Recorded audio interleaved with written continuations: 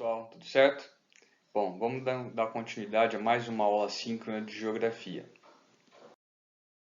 Na aula de hoje nós iremos trabalhar a industrialização da Índia, ou seja, o processo de industrialização da Índia, como o território indiano se tornou hoje uma das nações industrializadas do planeta, ok? A Índia, para quem não sabe, ela faz parte, juntamente com o Brasil, Rússia, China e África do Sul, de um bloco chamado BRICS, tá certo? Ou seja, são as 5 nações com maior potencial de crescimento, pelo menos eram, né? Até pouco tempo atrás.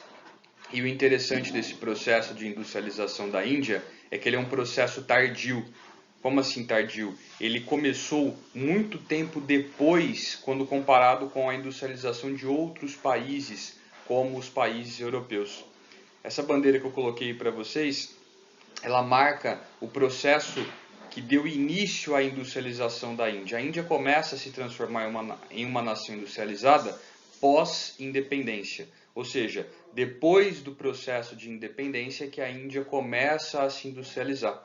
O interessante sobre o processo de independência da Índia é que ele foi conduzido pela figura de Mahatma Gandhi e todo o processo foi baseado na não violência, ou seja, na não utilização de armas, tudo isso para poder pressionar a opinião pública internacional, porque os britânicos, a metrópole da Índia até aquele momento, eles reagiam a toda e qualquer manifestação pró-independência da Índia com violência. E o Gandhi pregava aos seus seguidores não revidar essa violência. Isso ia colocando a opinião pública internacional contra a Inglaterra e a favor da Índia. Além disso, o Gandhi ele pregou o boicote aos produtos ingleses. Um dos principais produtos que a Inglaterra vendia para a Índia era o tecido, tá certo? E o Gandhi disse o seguinte: bom, ninguém mais vai comprar tecidos ingleses. Nós vamos fabricar nossos próprios tecidos e vamos boicotar a indústria inglesa. Isso surtiu efeito, tá? Se você pega a população da Índia, daqui a pouco a gente vai trabalhar um pouquinho, com um pouquinho mais de calma isso, ela é uma população grande, é um mercado consumidor muito interessante. A partir do momento que eles começam a boicotar os produtos ingleses, isso começa a repercutir negativamente na economia da Inglaterra. E o final de todo esse processo é a independência. Isso que vocês estão vendo aí no centro da bandeira indiana é uma máquina, na verdade, um equipamento de fiar para fazer fios. E esse era o equipamento que eles utilizavam para tecer, para fazer os fios que eles utilizariam para tecer as suas próprias roupas e não terem que comprar as roupas inglesas, tá bem? Vamos seguindo então. Na introdução sobre o nosso assunto, ou seja, sobre o processo de industrialização, que agora nós já sabemos começou posterior à independência da Índia, a gente vai destacar que a cultura indiana é uma cultura milenar, ela tem aí em torno de 4.000 anos de história, tá certo? Eles contribuíram para a humanidade com desenvolvimentos em vários campos, como história, matemática, física, química, ok? Além do desenvolvimento de diversas crenças religiosas. A população indiana é absurdamente grande comparada com outros países, tá? Enquanto a população do Brasil é de pouco mais de 200 milhões de habitantes, nós temos uma população da Índia com 1 bilhão e 200 milhões de habitantes, tá bem? É um país de contrastes.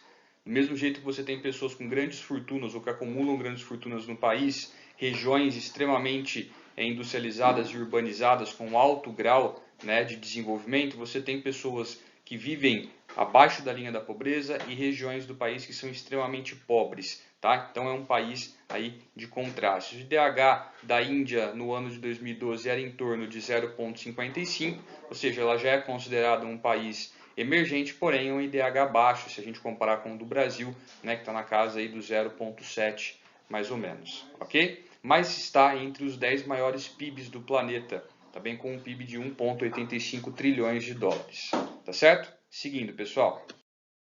Bom, como eu havia adiantado lá atrás, a gente vai comentar um pouquinho sobre a distribuição dessa população ao longo do território. A Índia ela tem territórios que são densamente povoados, e aí a gente destaca essa região central aqui, ó, toda essa região central, que inclusive abrange alguns rios principais do país, são regiões densamente povoadas, porém nada se compara a essas regiões na cor marrom mais escura, tá? Que abrange inclusive o vale do rio Ganges, ok? Essas regiões são regiões densamente povoadas, tá? Grande parte devido à concentração das atividades econômicas e industriais e também por conta da existência dos rios nessas regiões, tá certo? Vamos seguindo então, galera.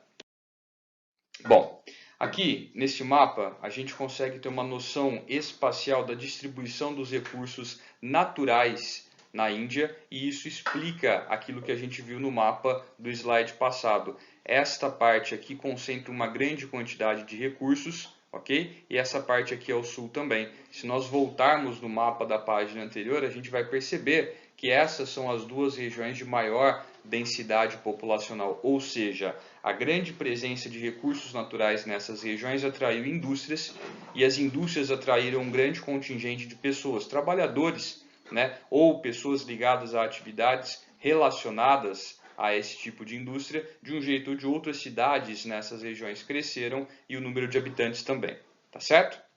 Vamos seguindo então para a gente analisar as demais características do processo de industrialização indiano. Bom, se a gente for analisar a Índia antes e a Índia agora, a gente consegue perceber um contraste muito grande. Do mesmo jeito que se a gente analisar a economia do Brasil antes, lá no período colonial, e a economia do Brasil hoje, a gente também vai encontrar essa diferença, tá? Durante o período em que a Índia foi colônia da Inglaterra, e mesmo antes disso, né, quando os portugueses começam a sua expansão marítima e chegam até os territórios indianos, a Índia ela era uma grande fornecedora de especiarias, né? Daí o nome, especiarias da Índia, tá? Ou Índia Oriental, ok? Então, eles forneciam as especiarias que abasteciam o mercado europeu. Especiarias como o cravo, que não é à toa que é chamado de cravo da Índia, pimenta do reino e outras variedades de pimenta, outras variedades de tempero também. Tudo isso era fornecido pelos indianos, levado por portugueses e italianos até a Europa e lá era comercializado a valores altíssimos, tá bem? Então é nesse período mais ou menos que a Índia passa a ter contato com as economias ocidentais, que ela passa a entrar no mercado ou na economia capitalista. Posteriormente a isso, que é o que a gente chama de período colonial, os indianos vão ser colonizados pelos ingleses dentro do período neocolonial, tá certo? Vamos... Bom, um dos grandes pontos sobre a industrialização indiana que nós temos que destacar está relacionado à cultura, tá bem? A cultura indiana ela oferece um entrave à industrialização e ao desenvolvimento econômico e social do país. A religião principal vigente na Índia acredita que a sociedade é dividida em castas, ok? Castas não são classes sociais, há uma diferença entre as duas. Classe social é um conceito capitalista, baseado no acúmulo de capital, onde existe a mobilidade. Eu posso acumular capital e subir na escala social, eu posso perder esse capital e descer na escala social. A casta é um grupo social muito semelhante ao estamento do período medieval, né? A sociedade estamental durante o período medieval. Ela é baseada, neste caso indiano, na religião, enquanto que na Idade Média você tinha como base a posse de títulos e de terras, ok? A religião prega que existem algumas castas, no caso 4 grandes castas que são essas daqui. Os brahmanes, os kshatriyas, os vaishyas e os sudras, certo? A casta determina a função que cada pessoa exerce dentro da sociedade. Então os brahmanes, eles são os sacerdotes, os kshatriyas são os guerreiros, os vaishyas, os comerciantes, ou seja, burgueses, e os sudras, os artesãos. Essa divisão, inclusive, que explica como que um país com uma população tão grande como a Índia, ou uma região com uma população tão grande como a Índia, conseguiu ser subjugada pela Inglaterra, com uma população infinitamente menor. Isso é explicado pelo fato de que nem todos podiam ser guerreiros dentro da Índia, nem todos podiam defender o seu território contra a invasão inglesa, apenas aqueles que pertenciam à casta dos guerreiros. Então, as castas, ao determinarem a função que cada pessoa deve exercer dentro da sociedade, ela limita, por exemplo, a oferta de mão de obra para uma Índia pós ou no início da sua industrialização. Ela segrega pessoas a algumas atividades específicas, impede, por exemplo, que elas estudem. Isso vai representar uma redução na qualidade de vida dessas pessoas. Por quê? Porque elas não podem ir atrás de empregos melhor remunerados, ok? E, a longo prazo, isso reduz a oferta de mão de obra, inclusive mão de obra qualificada para a indústria indiana, indiana, o que reflete no seu baixo IDH, o que refletiu ou atrasou, puxou para baixo o seu desenvolvimento econômico. Tá certo? Muito bem. Em 1950, pouco tempo depois da independência, o governo indiano que se forma, ele vai abolir o sistema de castas. A partir daquele momento estava proibido você negar emprego ou estudo para alguém baseado nas castas. Só que, galera, lembra que eu comentei lá atrás? Esse modelo faz parte de uma cultura milenar de 4.000 anos. Não é por conta de um decreto e de um ano para o outro que as pessoas vão deixar de seguir, deixar de acreditar que isso exista. Tá bem? Então, o que vai acontecer? Este modelo de caças na Índia, mesmo proibido, ele ainda é praticado, as pessoas ainda seguem. Por quê? Porque é baseado na religião e as pessoas acreditam nessa religião. Tá? Então, no ano de 2013, o último levantamento que foi feito, a gente tinha aí mais ou menos 3.000 castas ainda existentes dentro da Índia, dentro desse sistema. Aquilo lá que a gente colocou são as principais. Beleza? Vamos seguindo, galera. Bom, então, conforme eu falei para vocês, a adoção do modelo de caças representa um entrave ao desenvolvimento econômico indiano, porque ela impede que as pessoas estudem, por exemplo, e busquem empregos melhor remunerados, e isso acaba se refletindo numa redução na oferta de mão de obra especializada para a indústria, o que prejudica a industrialização do país. Tá? Essa é uma questão, inclusive, muito mais séria aqui no Brasil. No nosso país também existe a desigualdade social, porém, na Índia essa desigualdade ela é enraizada, sistematizada pela religião, ok? Vamos seguindo então, pessoal. Bom, aqui, novamente, um mapa mostrando para vocês a distribuição dos recursos naturais pelo território indiano, tá? O mesmo mapa que nós colocamos lá atrás, tá certo? Só para a gente retomar a distribuição espacial, de todos os recursos naturais, todas as indústrias que foram criadas a partir beleza? Em relação à economia, a Índia se destaca em todos os campos, tá? Desde o setor primário, passando pelo setor secundário até o setor terciário.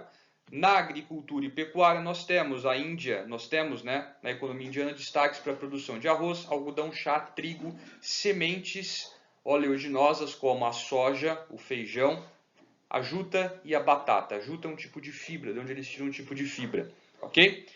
No setor secundário, na indústria, destacam-se os principais, ou esses principais produtos. Produtos têxteis, químicos, aço, alimentos processados e equipamentos de transporte. Ok? Veículos, por exemplo. E aí, dentre tudo que a Índia produz, o que ela exporta em maior quantidade são os derivados do petróleo e pedras preciosas, máquinas, ferro, aço e produtos químicos. Tá? Os outros produtos que nós mencionamos que não estão na pauta de exportação, eles são consumidos no mercado interno. No mercado interno indiano, mercado esse que é muito grande. Tá? Além da indústria do setor primário e secundário, conforme nós conversamos lá atrás, a Índia também se destaca no setor terciário. Beleza? O setor industrial na Índia está cada vez mais diversificado, ou seja, o número de empresas e de indústrias indianas que surgem a cada ano é cada vez maior. Tá bem? As áreas que mais se desenvolvem são aquelas ligadas ao aço, aos equipamentos e máquinas, cimento, ou seja, se a economia está se expandindo, as cidades também, as pessoas vão construir, então a construção civil ela ganha um boost aí, conforme a economia também se desenvolve.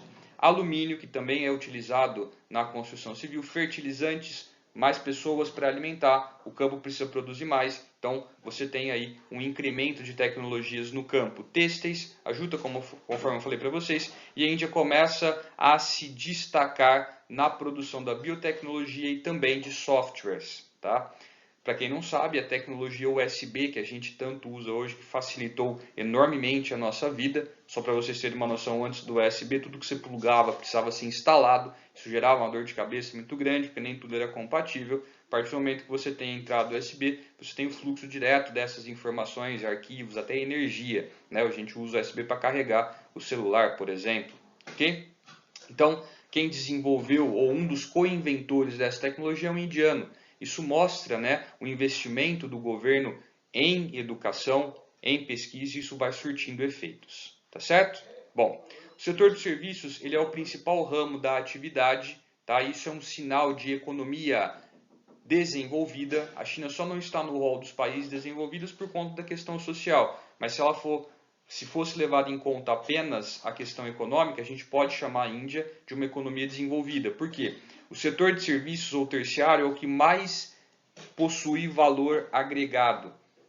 O campo produz a matéria-prima, a indústria industrializa e o comércio ele vai comercializar, ele vai colocar este produto em circulação e obviamente aquele que ganha a maior margem de lucro, tá certo? Então, o setor de comércio e serviços, setor terciário, é aquele que tem maior valor agregado e quando ele representa uma porcentagem maior do PIB de um país, significa que a economia daquele país é uma economia desenvolvida. Tá? No caso da Índia, o setor de serviços representa 65% do PIB do país contra 18% do setor industrial e 17% do setor agrícola. Se a gente for analisar aqui no Brasil, a gente vai ver que o setor primário representa aí quase a metade do nosso PIB e aí nós temos depois uma divisão entre o setor secundário e o setor terciário.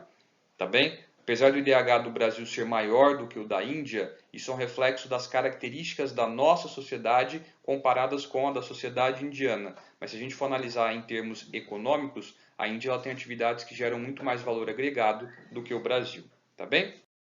Bom, e aí para a gente terminar, conforme eu adiantei para vocês, dentro do ramo de tecnologias, a indústria informática indiana ela movimenta uma quantia absurda de dinheiro por ano, cerca de 10 bilhões de dólares, e a previsão é de que esse número aumente e atinja, né, como fatia do PIB o valor de 50 bilhões de dólares. Por quê? Porque o governo continua a investir e a desenvolver esse campo dentro do país. Tá certo?